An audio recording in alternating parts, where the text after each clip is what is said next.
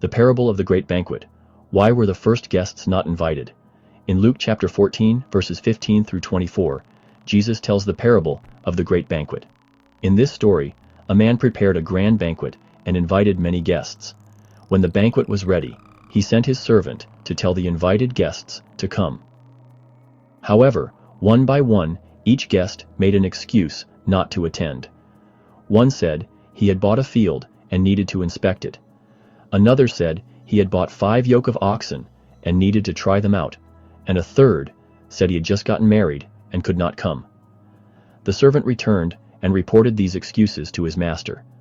The master of the banquet became angry and told his servant to go out quickly into the streets and alleys of the town and bring in the poor, the crippled, the blind, and the lame.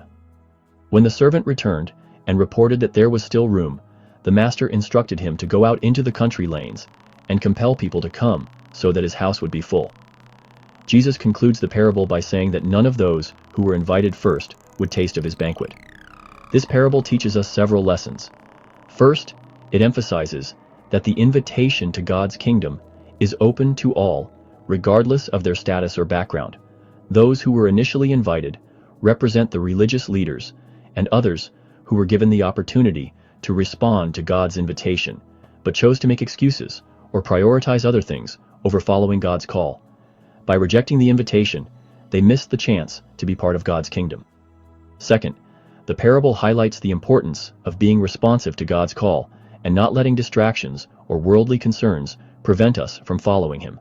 Just as the invited guests made excuses for not attending the banquet, we can be tempted to put off our spiritual responsibilities and make excuses for not fully dedicating ourselves to God's work. Finally, the parable demonstrates God's generosity and desire for all to come to Him. The Master's decision to invite those on the margins of society shows that God's love and invitation are not limited by social standing or material wealth. Everyone is invited to partake in the blessings of God's kingdom, and He will go to great lengths to make sure His house is filled. The parable of the great banquet encourages us to examine our own responses to God's invitation and to be faithful in accepting His call, regardless of the distractions or excuses that might arise.